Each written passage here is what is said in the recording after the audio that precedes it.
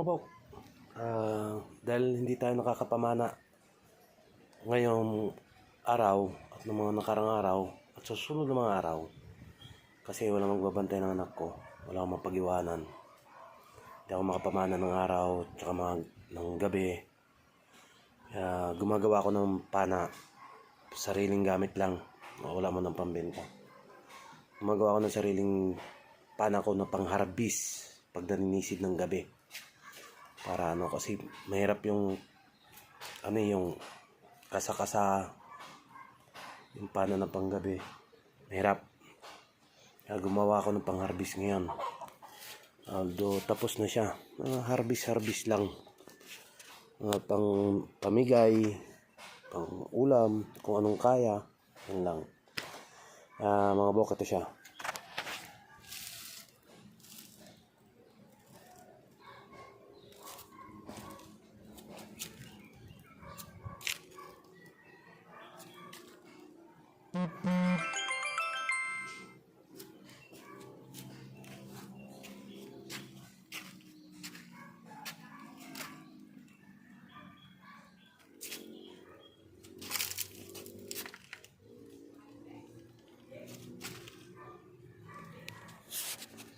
Ayan siya mga bok. Hindi man kagandahan, pero ito yung ito yung pana kong pangalawa nung nag-aaral ako manisid. Bali, tagal na siyang stock. Yan kasi mga gawa ko noon dati. Kaya binuo ko siya uli, pang harbis lang. Tagal na tong pana na to. Ginawa ko na lang ng bagong bala.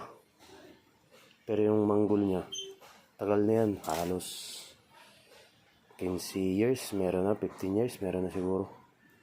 Nakatabi lang siya kasi nakagawa ko ng bago eh. Kaya ngayon ito yung ito kasi yung ginagamit ko ngayon na ginawa ko rin noon. Kaya lang kasi ang hirap, kada kasa tapos maglalagay ka pa ng tali. Yung sa akin gumawa ko ng mabilisan kasi yung harbis, kahit yung isda na pangat, pang dininding, may bibenta rin natin ng mga yun, 70 80 ang kilo, kaya 100, ganun. Ito yung ginagamit ko ngayon.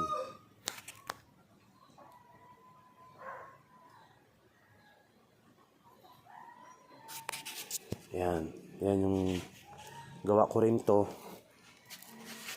Gawa ko rin yan. Marami na rin nakain to. Malalaki. Sariling gawa.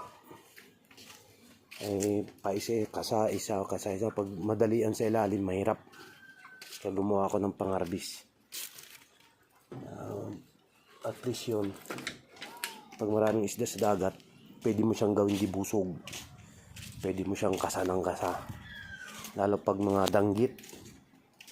Tawagin dito, tatambol sa amin. Ang dami nakaiga sa buhangin. Kaya ginagawa ko lang siyang dibusog.